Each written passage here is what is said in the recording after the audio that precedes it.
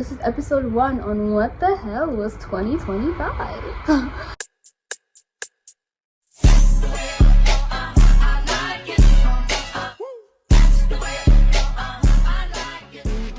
Happy New Year, everybody, and welcome to 2026. So I'm recording this video on the 15th of January 2026, and it's all thanks to Lombe Posa. If you guys haven't watched her video, please go ahead and watch it, because she is what has encouraged me to speak up about this. Without further ado, let's get into it. This is 2026, but last year this time I was in a completely different place, mentally, emotionally, physically. If you came to me last year this time and you said by next year this time you're gonna be making a YouTube video explaining why you left your career, I would laugh so hard in your face. You probably hate me. A lot of people ask me questions on TikTok. Did I take down the video? Yes, I did. Why? Because I'm a little bit of a coward. But I think I'm ready to talk about it now. And just to give you guys a little insight and context on what the hell happened. In episode 1, we're going to be talking about my journey in school. Where I was mentally, emotionally, spiritually. If you don't know already, I was studying medicine at UNILAS. I started my first year in January of 2024, and I was super excited. It was a journey I couldn't wait for. I had been talking about medical school since forever. If you've known me since forever, you know all I could ever talk about was being a doctor. And I was so excited to be granted the opportunity to actually pursue my dreams. It was amazing. My first semester in uni, I was a bit crazy. I had a lot of ups, mostly downs, but it was good academically. Second semester of uni is when I started to have the doubts, of course, but I didn't really work on those doubts. You know, I was at UNILAS for a year and 6 months.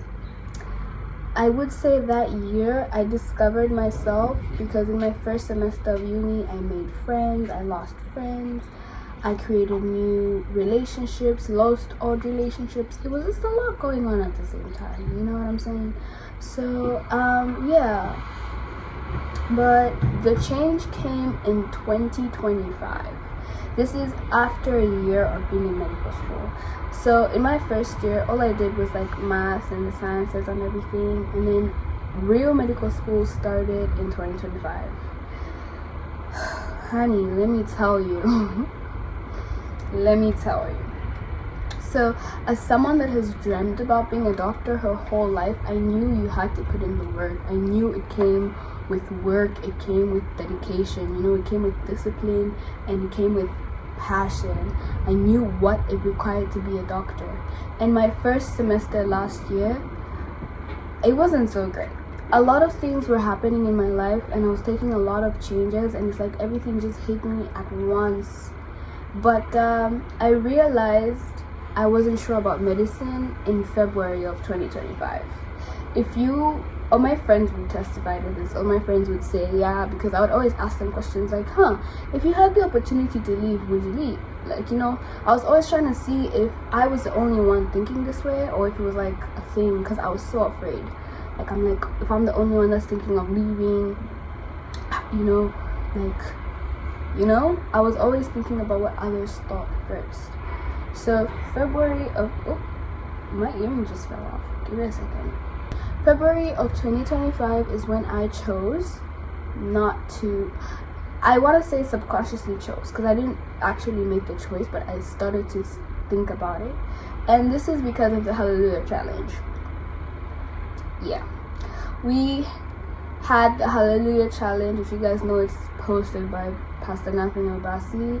And during this Hallelujah Challenge, we were praying for things. Okay, told us to pray for what we wanted. You know, I think it was 7 prayer requests. I'm not sure if it's 7, I can't remember. But it was all things that you wanted to achieve and accomplish. And I found myself praying for things that did not align with my career choice. And that's what made me realize, like, oh, if this is what's in my heart, then why am I here? you know. And I really did think that it would eventually align, but the more I analyzed my prayer points and looked through and just sat down with myself, I realized that what I was praying for didn't align with what I was doing. So March 2025 came, and it's usually like exam season during that time. I hadn't attended classes the last week of January, and this is not even an exaggeration. I stopped going for classes. I stopped having interest in it. I was just not having it. Like, I was just not mentally, physically there, you know? Like, I couldn't get out of bed in the morning. I just couldn't. And it even got to a point where some of my roommates were like, "Are you okay? You haven't been going for class. What's going on?" You know. And mids came out. It was time to write the mids. I didn't do well on my mids, obviously, because I wasn't mentally there. So that kind of devastated me, and I swore that I would do better on the finals. Did I attend my classes after mids still? No. So last year, my first semester was really hard for me, because I had to accept some really hard truths about myself, and I had to sit down with myself and just ask myself if this was really what I wanted to do. And in as much as, you know, everybody, my mom, my parents had invested so much money in this, and I had invested so much time, I wasn't going to get back the time I spent, the 1 year, 6 months I spent at university, you know. So my decision to leave medicine definitely wasn't abrupt. It's not like something I just decided, like, oh, I've just woken up and gonna leave medicine. It's something that was gradual, because I had to think about me. I'm the kind of girl that likes to travel. I don't like to be restricted in one area. I respect the profession of medicine. It's a beautiful concept. I loved studying anatomy. I loved studying embryology. I loved studying all of those things. But it was very limiting and grounding, you know? Like, I believe medicine is a grounding career. It's not for the weak. If you see your medical student friends and they're explaining to you how difficult medicine is, believe them, because it's not for the weak. It's so much information. And you know, the difference between medicine and other career paths is, yes, other career paths also affect people, but medicine affects lives. You need to know the things you're learning. You don't just need to study to write your exam. You actually need to know what you're doing. And it's so practical from the get-go. It's just so much, you know. And I believe I'm someone that can excel in anything I put my mind to, which is exactly the kind of person I am. I can excel in any department of my life. Anything I say I'm going to do, I'm going to do. You know what I mean? And it's like, I got to a point where I had to ask myself if this was really what I wanted. Like, is this really what I want? Like, what's the worst that could happen if I don't become Dr. Ochola? You know? So, the main reason I left medical school was because I wasn't willing to make the sacrifices it required. And a lot of people are gonna say, "Oh, but you're giving up." Okay, this earring it just doesn't want to sit, y'all. A lot of people are gonna say, "Oh yeah, you're giving up, and you know, what about all the time and the effort you put into it?" I'm walking away because I'm choosing myself. That's a truth I had to understand. And it didn't just come like naturally. Like, it didn't just like, oh, I had to. No, I was depressed. I was devastated. And when June came and it was time for our results to come out, actually it was July. It was June actually. It was time for our results to come out. I prayed to God. And I remember I said to him, "Lord, if these results come out and I've done really well, I'm going to go back to medicine. I'm going to go back to medicine because this is what you want from me. But if I haven't done well, even in one course, I'm not going back." And my results came out, and I remember not feeling panic. I was just at peace.